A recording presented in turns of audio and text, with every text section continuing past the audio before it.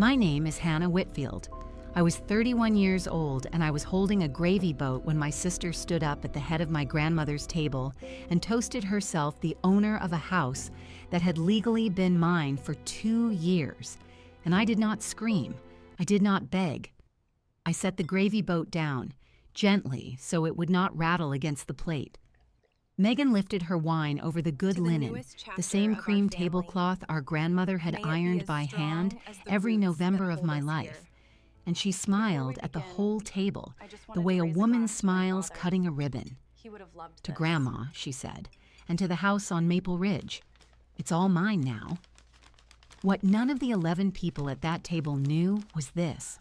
The spring before, in a hospital room off Utica Avenue, my grandmother had pressed a sealed manila envelope into my hands and made me promise something I did not understand. "Don't open this until they make you," she said. I had carried that envelope, sealed, for 8 months. I had finally opened it that morning, folded in the pocket of my cardigan, soft at the crease from a single day of being read and read again, was one sheet of county paper with a recorder's stamp in the corner. By the time the pie was served, every glass raised to my sister was going to understand exactly what my grandmother meant. But I lifted my glass too. I nodded. Because the loudest thing in that room was about to be a piece of paper that made no sound at all. The cold of all this did not start at that table, though. To understand why I could sit in the worst seat in the house and stay that quiet, you have to go back 10 years to a porch on Maple Ridge and a woman named Eleanor June Whitfield. My grandmother's house sat on a shaded lot off Riverside Drive in the Maple Ridge part of Tulsa, the kind of old block people name by the houses instead of the numbers. The Caldwell place, the Renner place, the Whitfield place, a 1924 Craftsman with a deep front porch, 2 oaks older than the street, and a screen door that had announced every arrival of my childhood with the same tired spring. For the last 10 years of her life, I was the one who kept that house standing. Not Megan, me. I do the books for a heating and air company over on the east side of town, which is a long way of saying I am good with a ledger and bad at letting things slide. So when Grandma's property taxes came due, a little over $3,000 a year, I paid them. When the roof started letting the rain into the back bedroom, I wrote the check for the new one, $11,000. When her prescriptions climbed past $200 a month, I set up the auto refill under my card and never told her because she would have argued. I drove her to her appointments at the clinic on Lewis. I mowed the lawn under those 2 oaks every Saturday from April to October. I cleaned the gutters. I sat with her on that porch on 100 summer evenings while the light went gold and then gray, and she told me the same stories about my grandfather, and I let every one of them be new. Megan came twice a year, Christmas and Easter. She would arrive with a store pie and her phone already out, take a few pictures of herself on the porch with her arm around Grandma, post them before she got back to Riverside Drive, and that was the visit. My mother called it Megan being so good about staying close. I learned a long time ago not to point out the math of it. In our family, Megan was the one things were given to, and I was the one things were expected of. If you grew up as the dependable child, the one nobody worries about because you never give them a reason to, you already know that being reliable is the quietest way to disappear inside your own family. I did not do any of it for the house. I want to be honest about that. I did it because she was mine and I was hers, and somebody had to. The house was just where she was.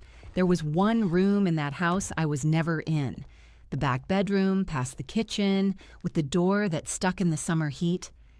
Grandma kept it locked and called it her quiet room.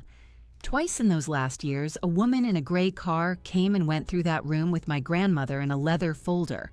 And when I asked, Grandma only patted my hand and said, "Paperwork, sweetheart. Old woman's paperwork." I did not push. I have thought about that locked door more times than I can count since. Then came the spring she got sick, and the house got quiet in a different way. She spent her last weeks at the hospital off Utica Avenue. I was there in the mornings before work and the evenings after, and Megan came twice, both times with her phone. On a Tuesday, near the end, when it was just the two of us and the machines, my grandmother asked me to get her purse from the cabinet. Inside was the manila envelope already sealed, my name written across the front in her careful hand. Hannah. She held it until I took it. Her grip was not strong anymore, but it was sure. "Don't open this until they make you," she said. I told her I did not understand. "You will," she said. "When the time comes, they will make you. Not before. Promise me." I promised her. You would have too. You do not argue with the one person who ever truly chose you. Not in that room, not with that little time left on the clock. I put the envelope in my bag and I did not open it. For 8 months, I did not open it because I had given my word and because some part of me was afraid of what it would cost me to learn she had been right about my own family. She passed early that spring.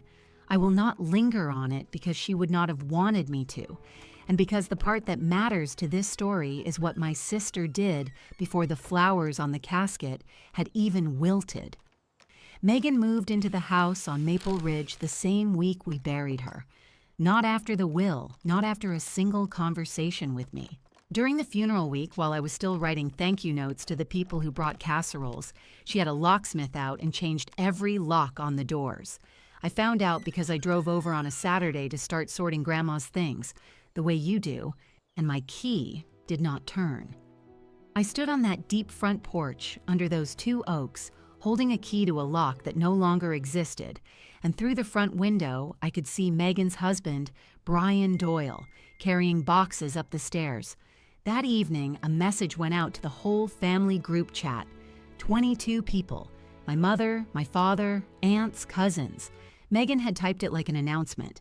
Now that I'm getting settled in Grandma's house, Hannah is welcome to come by and pick out a few sentimental items. Just text me first so I can be there. Sentimental items, as if 10 years of paying that home's bills had earned me the chance to ask my sister's permission to keep a photograph. I read it twice. Then I set the phone face down on my kitchen table, and I did not type anything back, not one word. When my mother called, gentle and reasonable in the way that always cost me the most, I asked her the simple question, "How was the house? Megan's?" "Yes, I'll call you later." My mother said the thing I would hear 100 times over the next 8 months in that same soft, closed voice. "Honey, Grandma wanted it kept in the family. Kept in the family." I did not know yet how much I would come to hate that sentence, or how completely it was about to turn around on the people saying it. Megan said it. My father said it. An aunt I had not spoken to in a year texted it to me with a little folded hands picture.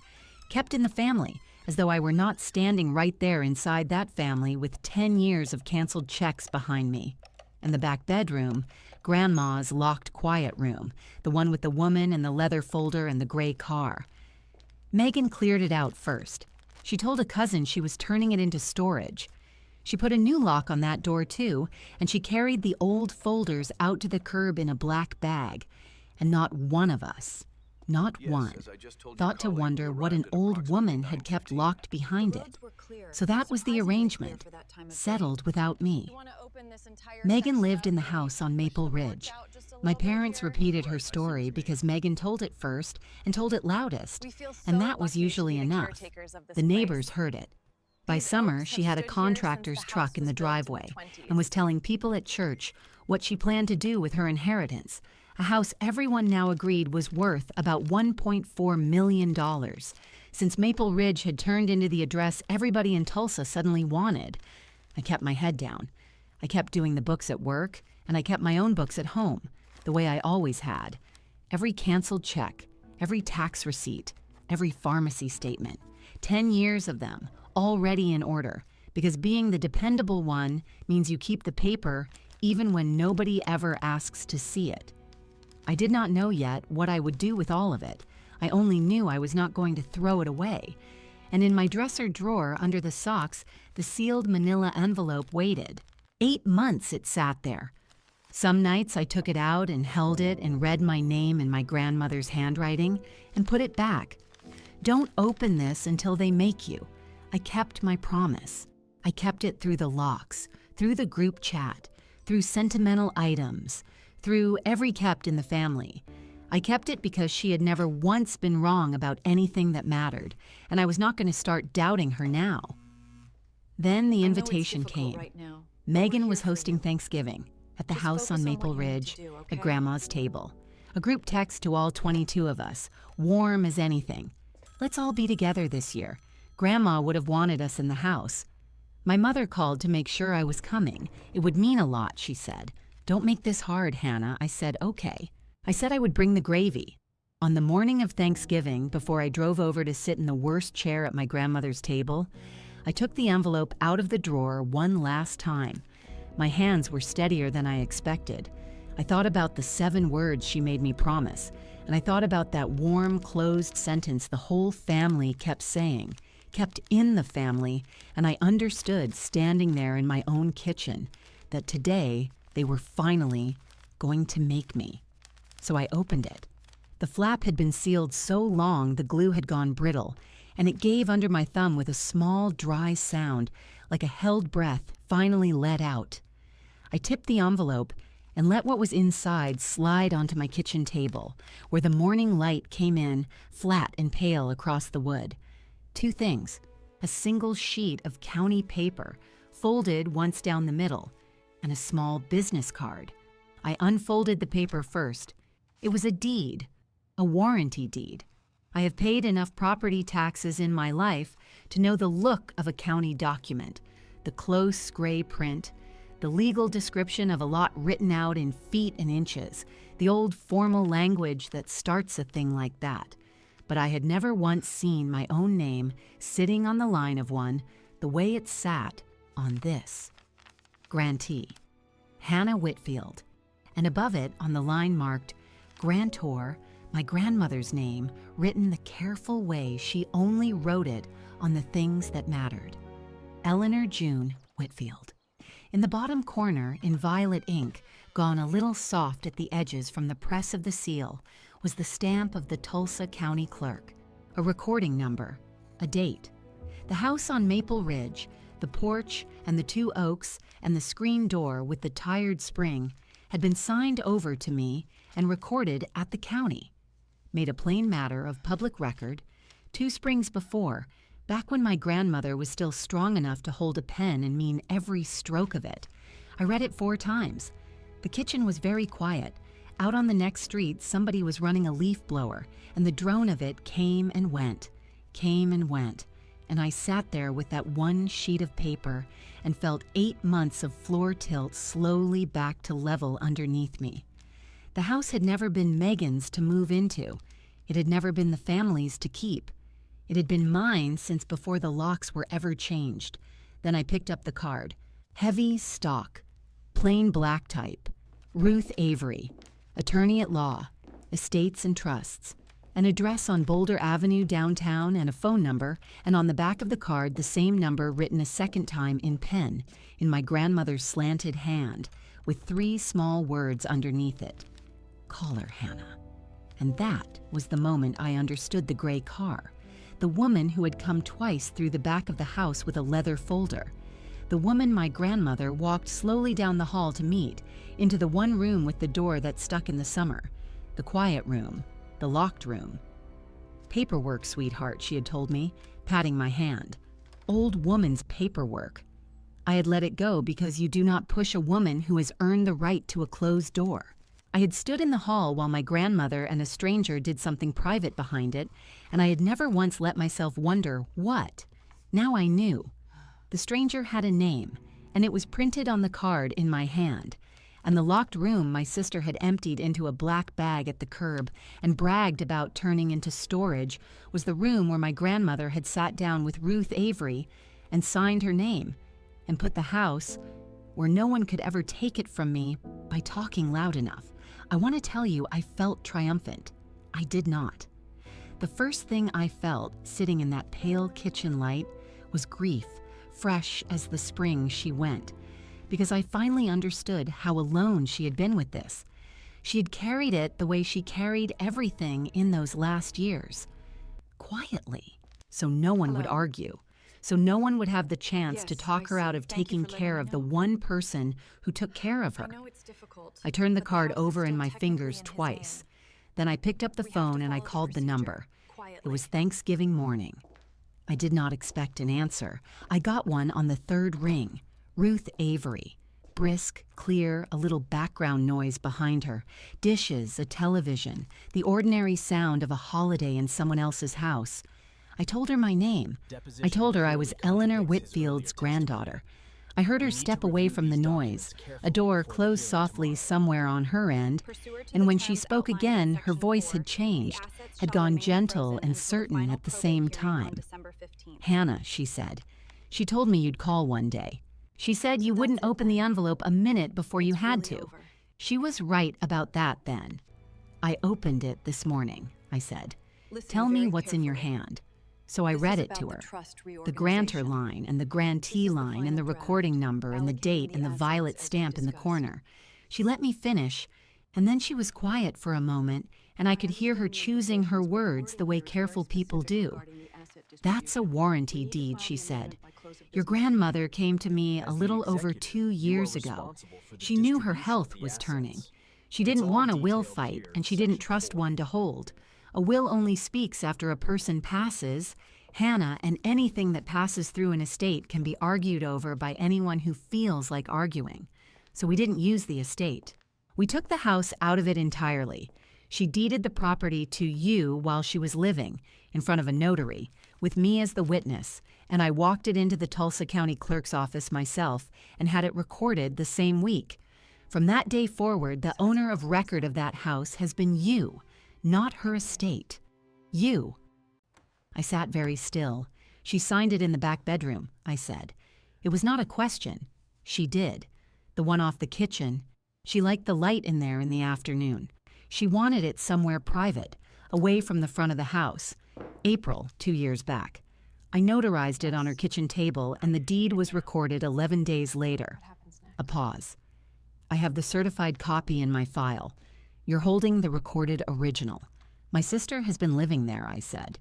"She changed the locks during the funeral. She's been telling everyone she inherited it." There was the smallest silence on the line. When Ruth Avery spoke again, her voice had not risen at all, and somehow that made it land harder.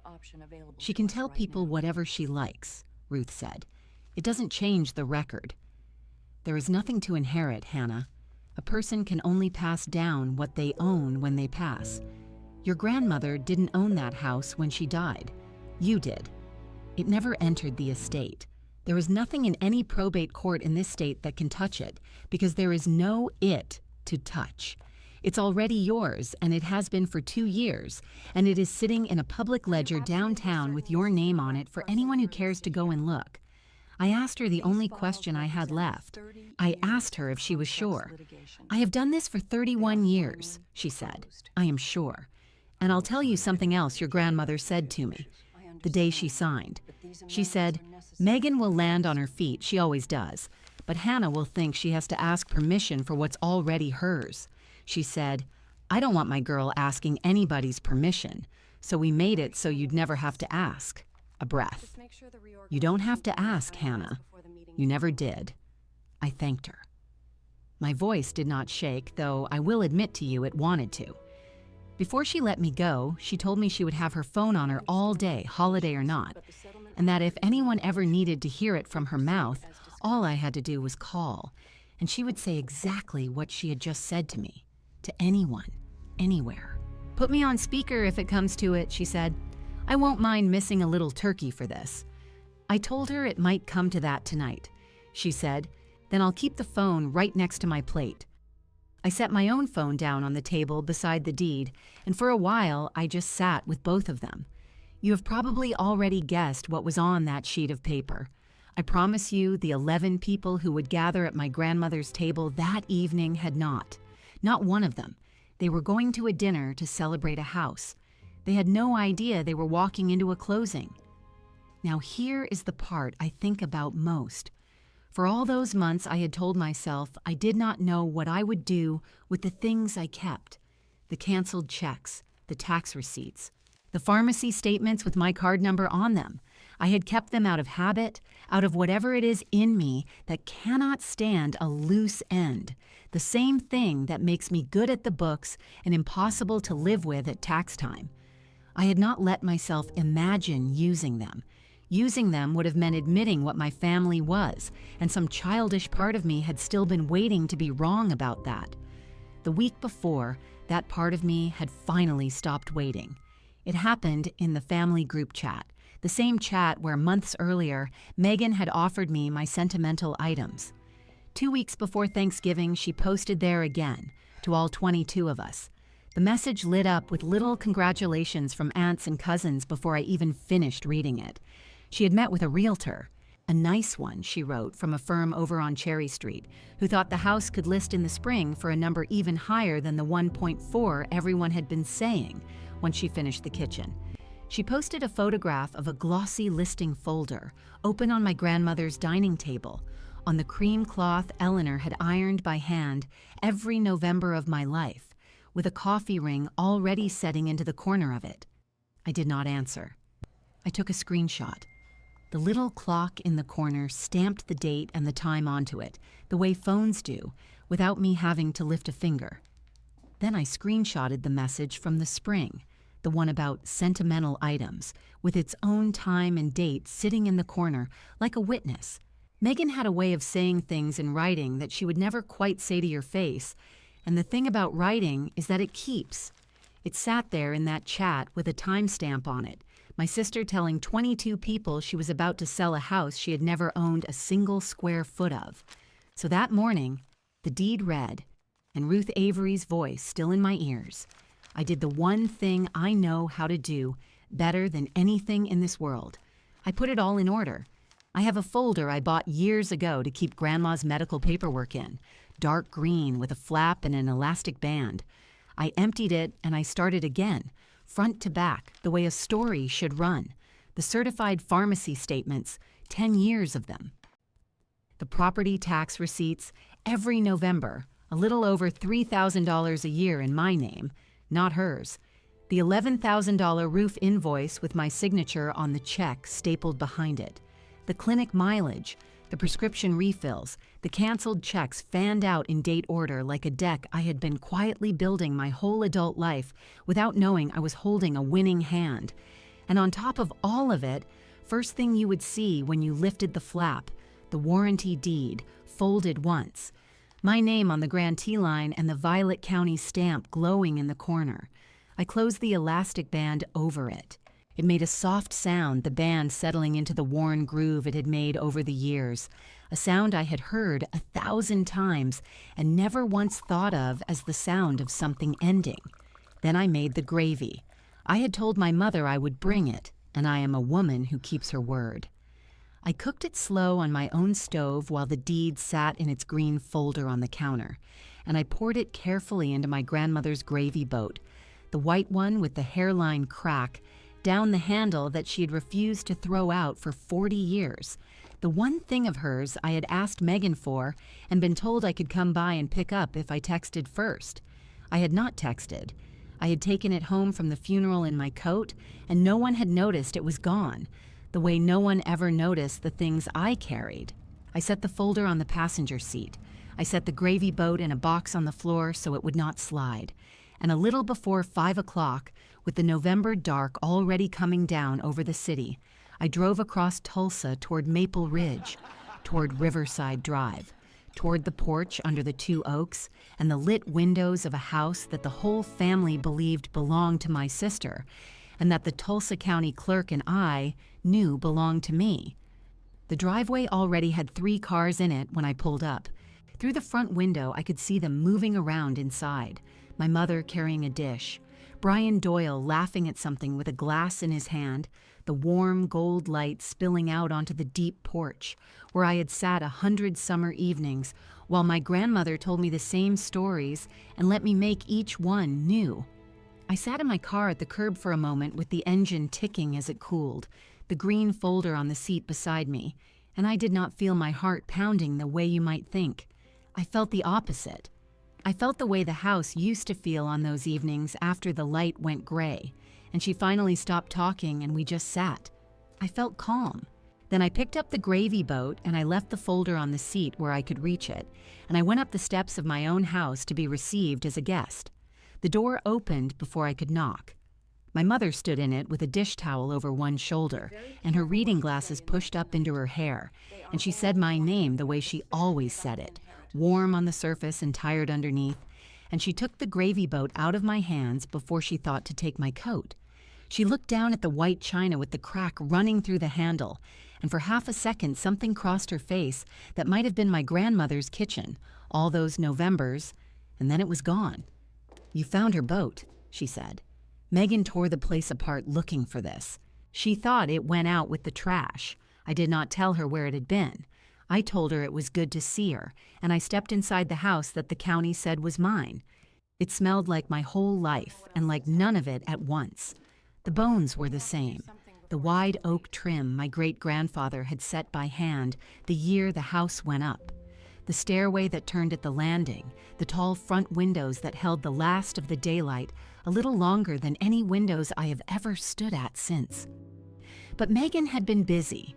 The wallpaper in the front hall, the climbing roses gone soft and brown that my grandmother used to say she had stopped seeing decades ago, was painted over now in a flat, expensive gray. The runner was gone. The little side table where the old telephone used to live was gone too, and where it had stood there was a tall mirror in a gold frame, and I caught myself in it as I passed, a woman in a dark sweater holding nothing at all now, and I kept walking toward the light and the voices in the back of the house. They were all there, 11 of us, counting the ones who had driven in. My Aunt Carol at the sideboard arranging rolls she had not made, her husband by the window with a beer, 2 of my cousins and a cousin's new boyfriend who kept laughing too loud at things that were not jokes, Brian Doyle, Megan's husband, holding court by the good chair with a glass of red in his hand, telling somebody about a deal he had almost closed, and at the stove, in my grandmother's apron, with her hair done and her sleeves pushed up like a woman who had earned the right to stand there, was my sister Megan. She turned when I came in and she smiled at me with all her teeth. "Hannah," she said, "you made it." We were starting to wonder, as if I had been the one who lived an hour away, as if she had not changed the locks on the door I had just walked through. I said hello to the room. The room said hello back, pleasant and quick, the way you greet someone who has come to read the meter. Then everyone went back to their conversations, and I stood for a moment at the edge of the kitchen, which is a thing I have always been good at, standing at the edge, and I watched my family move around inside a house they believed my sister owned. Dinner was called a little after 6. There were not enough chairs at the dining table for all of us, so 2 card tables had been dressed up at the end for the cousins, and the good table, the long one under the window, was set with my grandmother's cream cloth. She had ironed that cloth by hand every November of my life, starched and pressed it flat across the board in the back room, and hung it over a chair to keep the creases sharp, and there it was, laid out under the gravy and the candles, with a faint brown ring set into one corner where a coffee cup had been put down and forgotten. I knew that ring. I had seen it in a photograph 2 weeks before, in a group chat under a glossy listing folder. I looked at it for a while, and then I looked away. They put me at the corner. Not the head, not the middle. The corner seat nearest the kitchen door, the one with a little less elbow room than the rest, the seat you give to the person who is going to be getting up all through the meal to fetch what has been forgotten. My grandmother used to call it the helper's chair, and she always sat me there when I was small because I liked to help, and we used to make a game of it, the 2 of us, who could spot the empty water glass first. Tonight, nobody made a game of it. My mother set the gravy boat down near the center by Megan's place, and Megan slid it the last few inches herself with one finger, the way you move something into the spot where it belongs to you. Megan sat at the head, at my grandmother's place. She had a way of sitting there that told you she had been practicing, shoulders square, hand resting on the cloth, the lady of the house. Brian sat at her right. My mother sat at her left. and I sat down at the corner with my coat still over the back of my chair because no one had offered to hang it, and I folded my hands in my lap and I waited. It was a fine dinner. I will give them that. The turkey was good. My gravy was good, and I heard my Aunt Carol say so twice, and I heard Megan say, "Oh, that's just the boxed kind doctored up, I think," which it was not, but I let it lie. The talk moved the way that talk moves, over the food and around it, and 3 or 4 times it came around to the house. It always came around to the house. Brian said the comparables on the street were unreal right now, that a place 2 doors down with half the lot had gone for over $1 million in the spring. A cousin asked if Megan was really going to sell, and Megan made a small, sad face, the one she keeps ready, and said, "We'll see. It's a lot of house for 2 people. But Grandma would want it taken care of. She always said she wanted it kept in the family." She said that last part the way she had been saying it for 8 months to anyone who would listen, kept in the family, like a little prayer she had memorized without ever once asking what it meant. I had heard her say it at the funeral. I had heard her say it in the group chat, kept in the family. I sat in the helper's chair and I thought about the back bedroom, the locked one she called storage, where my grandmother had sat down at a kitchen table with a stranger and signed her name to keep one thing, exactly one thing, out of the family's reach. And I said nothing, and I ate my dinner. The plates were cleared, mostly by me and my mother. The pies came out. Brian opened a second bottle of the red and went around the table filling glasses whether people wanted it or not. And when he got to me, I put my hand over the top of my glass, because I was driving, and because I wanted to remember this clearly. And then, when everyone had something in front of them, and the candles had burned down a third of the way, and the room had that loose, warm, full feeling that comes at the end of a holiday meal, my sister Megan picked up her wine, and she stood. She tapped the side of her glass with her ring, that bright little sound, and the table went quiet and turned to her. And she stood there at the head of my grandmother's table, in my grandmother's apron with the candlelight on her face. And she said she wanted to say something. She said it had been a hard year. There were soft sounds of agreement. She said she missed Grandma every single day, and her voice caught just enough, just exactly enough. And my mother reached up and touched her arm. She said this house had been the heart of our family for almost 100 years, that some of her happiest memories were right here in these rooms, and that she really felt, that it had come to her for a reason, that she was meant to be its keeper now, that Grandma had wanted it kept in the family, and well, here it was, kept. And then she raised her glass a little higher, and she looked around the table at all of them, and she said the words I had driven across the city to hear. So here's to Grandma, and here's to this beautiful old house, $1.4 million, can you believe it? And it's all mine now. She laughed, light and easy, every brick of it. They drank to her. Glasses went up all around the table. My mother's and Brian's and my Aunt Carol's and the cousins at their little card tables, 11 people lifting a glass to my sister and the house she had never owned a single nail of. And someone said, "Hear, hear," and someone laughed, and the candle flames bent in the warm air of all of them, breathing out at once. I did not lift my glass. I sat very still in the helper's chair at the corner with my water untouched in front of me, and I felt the whole long arc of it settle into place. 10 years of property tax in my name, the roof I had paid for, the prescriptions, the locks changed during the funeral, the offer of my sentimental items, the coffee ring on Grandma's cloth, the helper's chair, all of it, settling down quiet and even like the last card laid on a table. The corner of my mouth went soft. It was the same thing my grandmother's mouth used to do when she had already won an argument that the other person did not yet know was over. I did not say a word. I reached down beside my chair to the floor where I had set the green folder when I sat down, the dark green one with the elastic band worn into its groove, and I lifted it into my lap, and I slid the band off with my thumb, and the whole table heard that small, soft snap in the quiet after the toast. Megan was still standing. still smiling. Her glass was still up near her shoulder. "What's that, Han?" she said in the voice you use for a child who has brought something to the dinner table that does not belong there. I did not answer her. I opened the flap, and I took out the single sheet that sat on top of everything else, the one folded once down the middle, and I leaned forward over my grandmother's cream cloth, past the gravy boat with the crack in its handle, and I slid it down the length of the table toward the head, toward my sister, the paper whispering across the linen, and it came to rest against the base of her wine glass. "Open it," I said.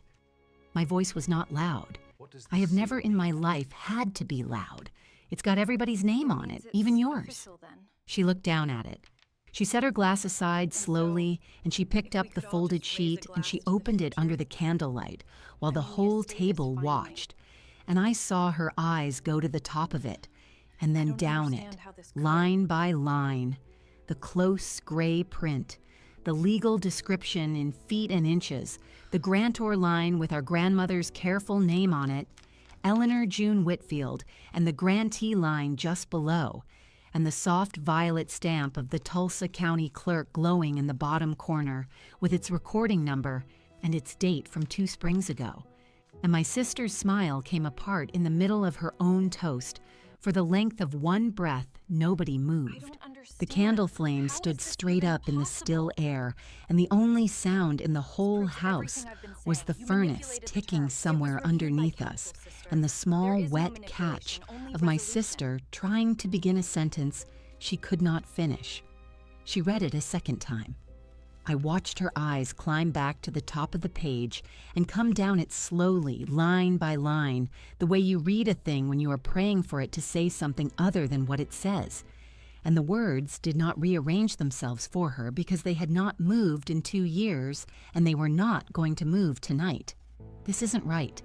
Her voice had lost the warm, round shape it had carried all through her toast. "Where did you even get this? This is a copy of something." "This doesn't mean anything, Hannah." "It's certified," I said. "Feel the corner." She felt the corner. So did the ones close enough. My mother, leaning in with her glasses slid down out of her hair and onto her nose. Brian, half standing now with one hand flat on the cloth beside his plate. The seal of the Tulsa County clerk sat there in the bottom margin, raised into the paper, the kind of mark you can read with your thumb in the dark, with its recording number and its date from 2 springs back. It is a small thing, a county seal. It is also the difference between a house you live in and a house you own, and my sister had spent 8 months on the wrong side of that difference, without ever once knowing the line was there. "She gave it to me," I said, "in the hospital, the last week." And I told them, because the room had gone so quiet that telling it felt like setting down plates one at a time. I told them about the envelope, the plain manila one, soft at the corners from being handled, that she put into my hands the second to last time I sat with her, when her voice had gone down to almost nothing and she had to wait between words. She pressed it flat against my arm so I would take it, and she said, "Do not open this until they make you." I asked her what she meant, "make me," and she only patted my hand and closed her eyes and would not say. I carried that envelope home in my bag that night. I carried it through the service at the funeral home on the east side. I carried it through the week they changed the locks on Riverside Drive while we were all in black clothes, through the message in the group chat about my sentimental items, through 8 months of taxes that still came to my name because no one had thought to change that either. I never opened it. I am a person who waits. And on Thursday morning, with the turkey in my own oven and the gray light coming up over Tulsa, I sat at my kitchen table and I slid my finger under the flap because I had a feeling that tonight was the night somebody was going to make me. Inside, it was this page, folded once, and a small white business card, soft as the envelope, that read, "Ruth Avery, attorney at law," with an office on the south side and a handwritten cell number under the printed one. "Ruth Avery," my mother said quietly, from the far end of the cloth. "Eleanor's lawyer. The one who did the will. The one who did more than the will," I said. 2 years ago, before any of this. You remember the back bedroom Megan keeps locked? The one she's been calling storage. Megan's head came up. That's the room, I said. That's where it happened. Grandma sat down at a card table in that room with Ruth Avery on one side and a notary from the bank on the other, and she signed the house over. While she was alive, in her right mind, on a Tuesday, Ruth witnessed it. The notary stamped it. And the next morning, Ruth walked it into the clerk's office downtown and put it on record. It was never in the estate, Megan. You can't inherit a thing she already gave away. There was never anything in that part of it to keep. I watched the phrase land on her, the one she had carried around like a coin in her pocket since the funeral, the one she had used at the graveside and in the group chat and standing up in front of all of them not 5 minutes before, that Grandma had wanted it kept in the family. She had said it so many times she had stopped hearing it. She heard it now. Our grandmother had kept it in the family. She had kept it with the one member of the family who shoveled the walk and paid the roofers and drove across town every other Sunday to sit on that porch and be talked at. And she had done it so quietly that the rest of them toasted right over the top of it. You can probably guess what Brian reached for next. A phone, his own, to call some lawyer he golfed with. You cannot guess that I slid mine across the cloth to him first, already lit, already ringing, before he had his out of his jacket. Her number's right there, I said. She told me this morning to call her tonight if anybody needed to hear it from her out loud. She's home. She's expecting it. It rang twice on the speaker, loud in that silent dining room. And then a woman's voice came up out of my phone, calm and even and a little tired the way you are on a holiday. And it said, "This is Ruth Avery." I leaned toward the phone. I did not have to lean far. "Miss Avery, it's Hannah Whitfield. I've got my family here at the table. You're on speaker."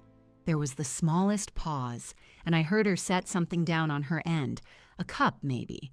And then she spoke slowly, the way a person speaks when they know every word is going to be repeated. "All right. Then I'll say it plainly so everyone hears the same thing. The property on Riverside Drive was deeded and recorded in 2024, while your grandmother was living. Title passed to Hannah at that time. There's nothing to probate. The house was never part of the estate. Hannah is the owner of record, and she has been for 2 years. Nobody at that table breathed. Down at the card tables, a cousin's chair creaked and went still. The candle by Megan's elbow had burned down past the first inch, and a thin line of smoke went up off it because nobody was watching it anymore. "Thank you, Miss Avery," I said. "Hannah," she said before I could take it off speaker, and her voice softened by a degree. She was very clear about what she wanted. "You should know that." She made me read it back to her twice. And then she said goodnight to the room, and the line went dark, and I picked my phone up off the linen and put it in my lap. I will not tell you that Megan wept, or that my mother covered her mouth, or that Brian sat down hard in his chair like a man who has just done a sum he did not like. I will only tell you that the room rearranged itself in front of me without a single thing being moved. 8 minutes earlier, they had lifted their glasses to a woman at the head of the table. Now they were all looking at the corner, at the helper's seat by the kitchen door, at me, and not one of them could find the thing to say that would put the evening back the way it had been. Megan tried. She always tries. She said it had to be a mistake, that Grandma wasn't herself those last years, that they would look into it, that I had gone behind everyone's back. I let her get to the end of it. Then I stood up and I folded the deed back along its old crease, and I slid it into the green folder with the 10 years of tax receipts and the paid roofing invoice and the pharmacy printouts, all of it in order, all of it with my name on it, and I tucked the folder under my arm. "There's nothing to look into," I said. "It's done. It was done before any of you noticed there was anything to do." And I picked up my grandmother's gravy boat from the middle of the table, the white one with the crack down the handle, because that was mine too now, the way it had always quietly been mine, and I carried it out to the kitchen and rinsed it under the warm water and dried it with the towel off my mother's shoulder. And then I got my coat off the back of the corner chair myself, since no one had hung it, and I let myself out my own front door. By the next week, the listing was gone. The realtor Megan had been so proud of, the one she had already met with, took the photographs of the gray hall and the staged front room down off the site quietly, the way they do when a seller turns out not to be the seller. When the estate finally went through probate that winter, there was the car and the savings and the furniture to divide, and the family divided it. And when they got to the line where the house should have been, there was no house there to distribute, only a note the clerk's office had entered into the file, in the flat language those offices use, recording that title to the Riverside Drive property had been settled and quieted 2 years prior and stood undisturbed. The county's record held. It does not care who stands at the head of a table. It only cares whose name is on the line and whose thumb the seal was pressed for, and the date. I moved in that spring, when the 2 oaks were coming back into leaf over the deep front porch. I had the deed framed, the certified one with the violet stamp, and I hung it just inside the front door where the gold mirror used to be, so that it is the first thing the light touches in the morning when it comes through the tall windows that hold the day a little longer than any windows I have ever stood at. My name is Hannah Whitfield. I am 31 years old, and the house my great-grandfather built in 1924 in Maple Ridge, off Riverside Drive in Tulsa, is mine. And it was quietly mine through every supper I was seated in the corner for. In the evenings, I sit out on that porch the way she taught me, and I let the light go gray, and I do not say much. When it gets cold, I go in. I turned my own key in my own lock. Behind the glass by the door, the framed deed caught the last of it.